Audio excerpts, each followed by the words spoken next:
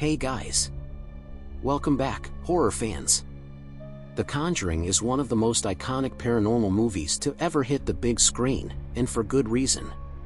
With its chilling atmosphere, spine-tingling moments, and a gripping story of supernatural terror, it's one film that has haunted audiences long after the credits roll.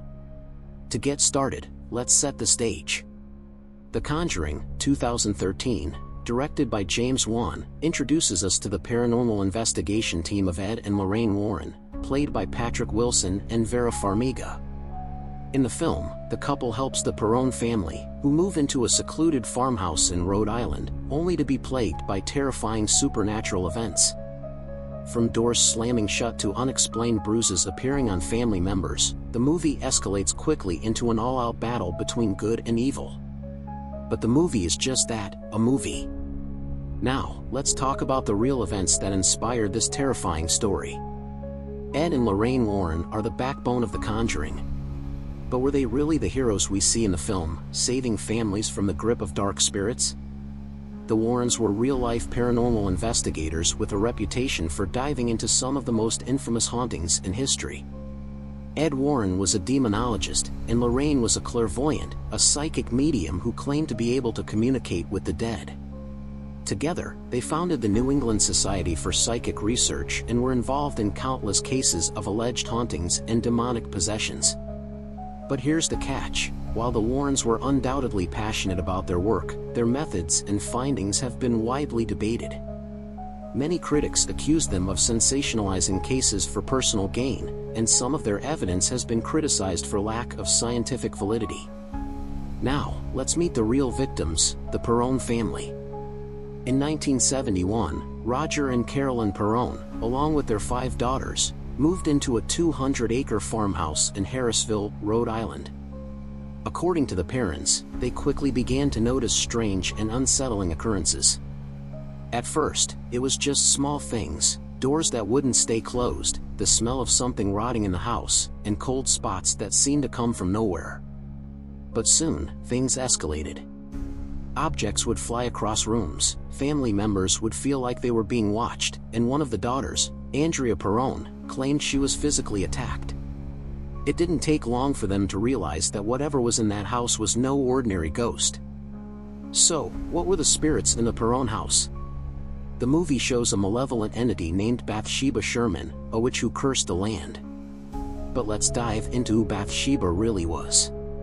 Bathsheba Sherman was a real person who lived in the area in the 1800s. She was married to a farmer, and together they raised a family. Bathsheba was known to have had a reputation in the community for being eccentric, but there's no historical proof that she was a witch or involved in any dark rituals. In fact, she was never accused of anything supernatural. Her reputation was likely exaggerated over time, especially in the context of the haunting. In the movie, Bathsheba's spirit is blamed for the terrifying events, and she's depicted as a vengeful witch who cursed the land. But what's really chilling is the fact that the true events surrounding her possible involvement in the haunting remain largely unclear. While the parents believe that Bathsheba's spirit tormented them, historians haven't found concrete evidence to back up these claims. Enter the Warrens. In The Conjuring, they are depicted as the saviors who arrive just in time to stop Bathsheba's wrath. But let's take a closer look at their involvement. The Perron family contacted the Warrens after feeling desperate and terrified. In response, Ed and Lorraine made their way to Rhode Island to investigate the claims. They brought with them their famous tools, cameras, audio recorders, and their own expertise in dealing with demonic forces. The investigation began with Ed claiming that the house had been cursed by Bathsheba's spirit, which he said had possessed the home and was actively tormenting the family. But here's where things get tricky. Despite the Warrens' claims, there's no solid proof that a demon or malevolent spirit was ever at work in the house. The evidence they collected, photographs, EVPs, electronic voice phenomena, and other recordings, has been the subject of much scrutiny. Some paranormal experts argue that these pieces of proof were either misinterpreted or could easily be explained by natural causes. In the movie, Lorraine Warren has a terrifying vision of an exorcism, and in the real story, the Warrens conducted a seance in the house to try to communicate with the spirits. But the reality is even more complex. The Warrens claim to have performed an exorcism on the house, but they later admitted that they didn't perform an official Roman Catholic exorcism. In fact, some sources say the Warrens performed a lesser ritual in an attempt to rid the home of spirits. But the exorcism didn't work as planned. Many of the Perron family members continued to feel the effects of the haunting for years after the Warrens left. The house remained in the family's hands until 1980, when they decided to move. The family reported that the paranormal activity had lessened, but they also admitted that they continued to feel haunted by the experiences for years afterward. Let's revisit Bathsheba Sherman. As we said earlier, her role in the haunting has been called into question. She was a real person, but the film exaggerates her role, turning her into a supernatural villain. What we do know about Bathsheba is that she lived a tragic life, with some of her children dying young, which no doubt added to the local folklore surrounding her. However, the accusations of her being a witch or a demonic presence have no firm historical backing. So, could the real Bathsheba have been a victim of the legend? It seems more likely that the Warrens used her as a way to create a compelling narrative. The Perron family's haunting didn't end with the Warrens' involvement. In fact, the family continued to experience strange occurrences even after they moved out.